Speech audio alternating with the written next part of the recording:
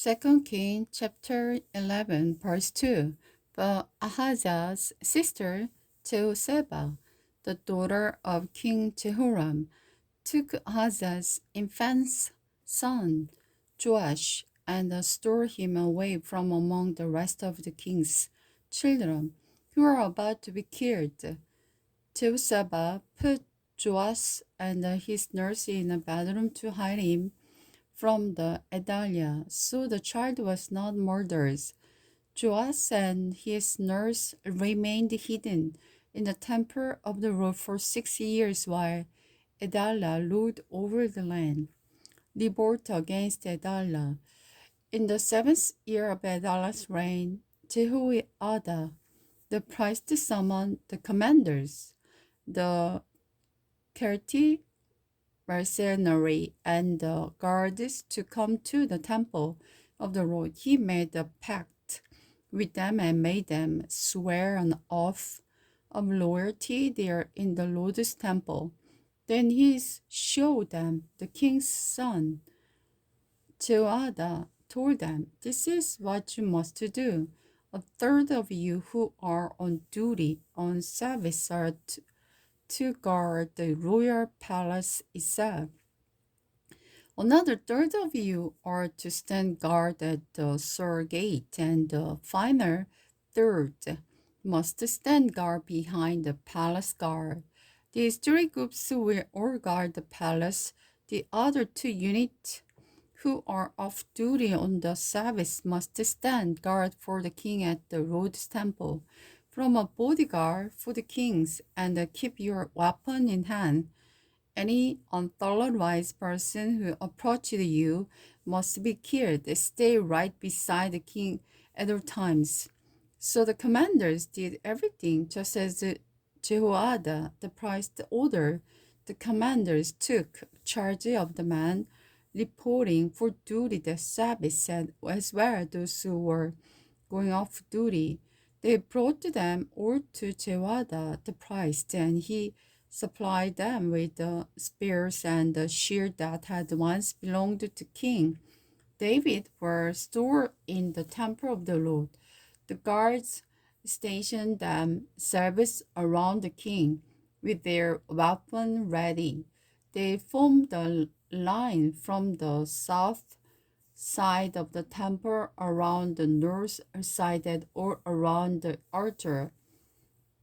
The Jehoiada brought out Joash, the king's son, and placed the crown on his head. He presented Joash with a copy of God's covenant and proclaimed him king. They anointed him, and all the people clapped their hands and shouted, "Long live the king!" The death of Adalia. When Adalia heard all the noise made by the guards and the people, she hurried to the Lord's temple to see what was happening, and she saw the newly crowned king standing in his place of authority by the pillar, as was the custom at the time of the coronation. The officer and trumpets were surrounding him, and the people from all over the land were rejoicing and blowing trumpet. When Adalia saw all this, she tore her clothes in despair and shouted, "Treason, treason!" The Jehoiada, the priest, ordered the commander who were in charge of the troops, take her out of the temple and kill anyone who tried to rescue her. Do not kill her here in the temple of the Lord.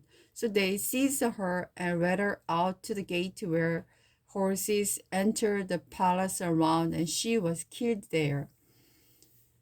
Jehoiada religious reformed. Then Jehoiada made a covenant between the Lord and the king and the people that they would be the Lord's people. They also made a covenant between the king and the people. And all the people of the land went over to the temple of Baal and tore it down. They demolished the altar and smashed the idol to pieces, and they killed Methan the priest bear in front of the altars. Ewada, the priest stationed the guard at the temple of the Lord. Then the commanders, the 30 mercenary, the guards, all the people of the land escorted the king from the temple of the Lord. They went through the gate of the guards into the palace, and the king took his seat on the royal throne. So all the people of the land rejoiced, and the city are peaceful because Adalia had been killed at the king's palace. Joash was 7 years old when he became king. Joash repaired the temple. Joash began to rule over Judah in the 7th year of the king's Jehu's reign in Israel. He reigned in Jerusalem 40 years. His mother was Gibeah from the Bethsheba. All his life, Joash did what was pleasing in the Lord, sides because Jehoiadas the priest instructed him. Yet even so, he did not destroy the pagan shrine, and the people still offer sacrifices and burn incense there. One day, King Joash said to the priest, "Collect all the money, protest the sacred offering to the Lord's temple, whether it is regular assessment or payment of vow or voluntary gift. Let the priest take some of the money to pay for whatever repairs are needed at the temple."